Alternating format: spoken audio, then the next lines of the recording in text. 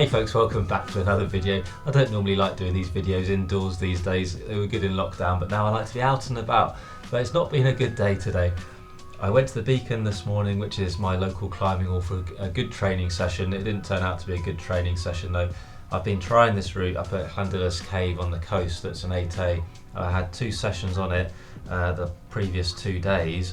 For all honesty, I felt a bit tired today, so pulling on the kilter board partway through the session, I just didn't have much to give. So sometimes I think you've got to know when to call it a day, and I finished my session a little bit earlier.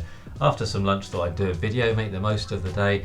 Halfway down to Carabiner, where I do the videos quite often, realised I didn't have a vital part of the tripod.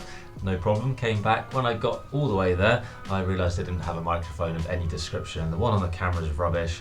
So I tried the GoPro to record the sound, but it started chucking it down with rain, which I thought I'd power on through it, but the sound quality was just awful. You could hear every raindrop on the GoPro.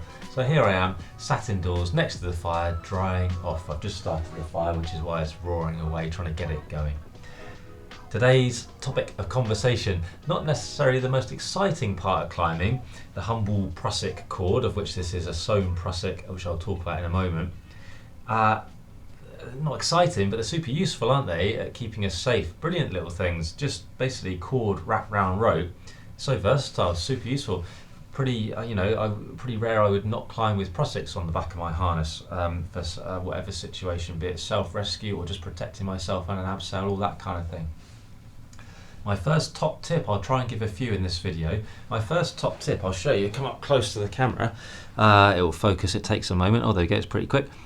Just there, you can see it's kind of bulging just a little bit. It's doing the same on the opposite side as well. The reason for that is that's how they kind of get stored on my harness, and on most people's harnesses. They get bent like that, and then you'll find that on these sewn ones, the sheath is actually really soft, and in no time at all, the core actually pokes through, and they're obviously wrecked at that point. One thing that will make them last a lot longer for you, not that I recommend normally doing modifications to kit, safety kit, is actually cutting this plastic back a little bit. When it comes from the factory, it sticks out to somewhere like where my finger and thumb are on either side, and combined with the bend, pressing on that Prusik, some people find that these last like only a few weeks and they hardly get any use out of them at all. So I think that's well worth doing, because like I say, they are quite expensive compared to a normal bit of cord that you've tied yourself. I like the fact that they're rated though. They're rated to 22 kilonewtons, same as any regular sling. I think that's just a nicer thing to have, especially in a work sense. And I just think they're a little bit more versatile as well. So cut that back a little bit and you'll get loads more value from them. The 3 friction hitches that I'm going to show you are a classic Prusik, a Clem Heist, and a French Prusik or auto block. They've got different names depending upon where you are in the world. We tend to call it a French Prusik in the UK, but I hear that French people don't call them French Prusiks. You'll see them, or hear them talked about, written about with different names for that one, but yeah, you'll get the idea. The first one is a classic Prusik. With all of these, you start with the join out of the way. With the classic Prusik, you're going to wrap it around the rope once, twice within itself each time, and then a third time also within itself, and you're going to pull it and it will all neaten up and sit nicely, and then as you snug it up it will slide. When I've got my hand on it, that's what they do, but when I pull on this bit it locks up, okay, deforms the rope a bit and locks up nicely. A classic Prusik should work either way because it is a symmetrical friction hitch, okay. You release it by sort of thumbing that bit open, all goes a bit looser, you can move it up or down again. You'd think I'd quite like this one because it reliably locks up like super solid, okay.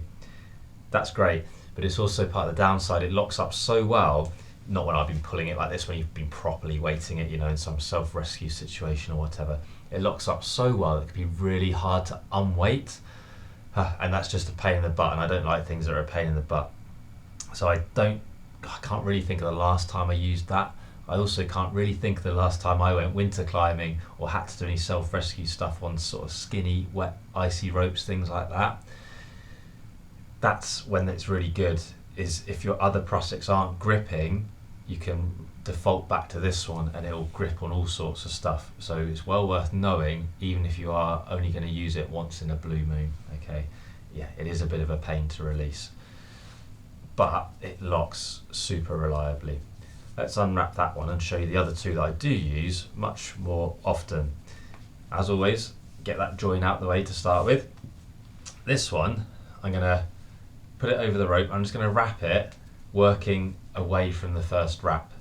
2 wraps, 3 wraps, 4 wraps, 1 for luck, 5th wrap. Okay, and then what we do is we put that end through that end and pull it. And you can see that it all locks up nicely, like so. Again, locking super nice. It sort of deforms the rope a bit like the other one as well. In that orientation there that I've done, I've threaded that end through and pulled down. That gives you a Clem Heist. If you do it the opposite way, so it would in effect be that, it's not a Clem Heist, it's got another name. You can write that in the comments below if you know it. It still works quite well actually. I've seen written before that this is a sort of a one direction only knot, and whilst it is to be a Clem Heist, if I do flip it that way, it still works really well actually, I find, in my experience. To open it and sort of reset it, you thumb that bit open again, and then you can just slide it up, down, whatever, and again, if you slip, it pulls and it locks up. I use that one quite a lot when I'm teaching self-rescue type stuff. I also use it a lot when I'm teaching new instructors to cut around at the top of a crag. They can put a Prusik onto a rope, attached to some good gear of course, and put their lanyard on that, and they can move up and down close to the edge. And our first port of call to not have an accident is to not fall off in the first place, so use your legs well and hold on to stuff. But should you have a slip, you've got that as a backup. Okay, so I do like the Clem Heist and do use it a lot. The next one is the French Prusik, or the auto block. Like I say, same thing. Start with that one end out the way as before, and as you wrap it around the rope, you're going to do exactly the same as the Clem Heist.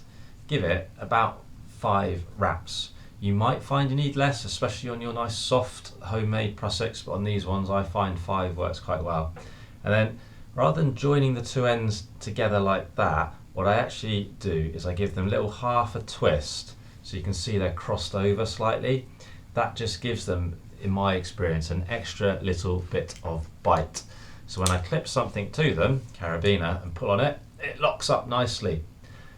This is the one that we use to protect an abseil, so we put it normally below the ATC or whatever device you're using, and then if you do get hit by that imaginary rock or get stung by a load of wasps or whatever it is and you let go, that grips in place of your hands. Okay.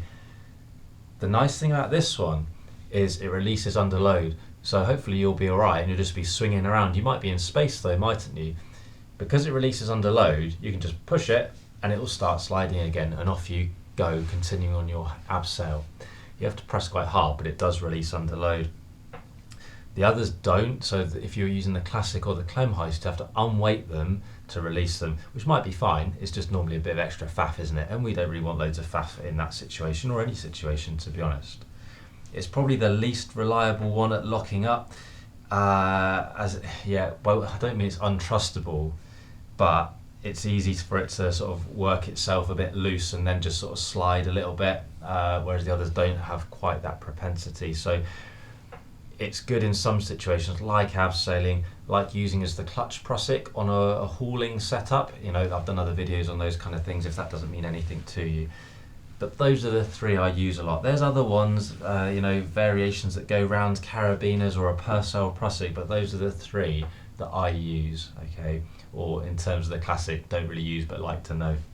The last little tip is just to show you how I store them. I've done another video on this, I think, but what I do is I'll bend it like that, I'll wrap around once, and then just work up towards my thumb and finger on my other hand, and when I've only got a little bit of tail left, I poke it through like so, and then I have a nice neat Prusik down there even to store on my harness with its mate. There's one that I made earlier. Clip, clip, done. Back of the harness. 2 gets you out of all sorts of trouble. 1 is enough for an abseil, that's all we need, but you never know, you might drop one. But if you get into some self-rescue stuff, which I think we should all know a bit of to look after ourselves and our mate, 2. It's amazing what you can do with 2 Prusiks, really. There you go. Hope that was useful. I'm getting flipping roasting sat here next to the fire. Any questions, as always, though, put them in the comments below. I get back to all of them. Sometimes it takes me some time because I'm just busy with lots of things, but I will get back to them eventually. So comments below. Click the like button, smash the subscribe button, find us on Insta, find us on Facebook. All the support, as always, massively appreciated. It continues to blow my mind. It really does. So massive thanks for all of the support. As always, though, thanks very much for watching. More videos coming up very soon.